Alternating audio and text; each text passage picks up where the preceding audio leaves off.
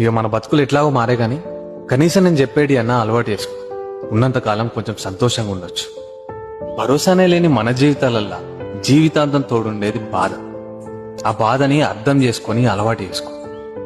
ఈ ఒక సామెత ఉంది కదా, పైసా లేకున్నా అని పౌరుషానికి తక్కలేదు కోపం. ఆ కోపాన్ని తగ్గించుకో. అదృష్టం బాగుండి ఆస్తులు సంపాదించినా సరే అణిగిమణిగి ఉండడం నేర్చుకో. చివరిగా ఒక మాట, నరం లేని నాలుకేళ్ళు మాట్లాడే మాటలతో కంటే నీ కన్నీళ్లు తుడుచుకొని కష్టాలతో కొట్లాడు. నువ్వు ఎవరైతే వీడియో చూస్తున్నా నువ్వు నాకు అన్న అవుతావో తమ్మును అవుతావో అక్క అవుతావో చెల్లి అవుతావో నాకు తెలియదు, కానీ బాధ్యతగా బతుకు. నీకున్న బాధ్యతని భద్రంగా కాపాడుకొని బాధ్యత గల మనిషిగా బతుకు. మన మిడిల్ క్లాస్ బతుకులు ఇంతే, అవి మారాయి.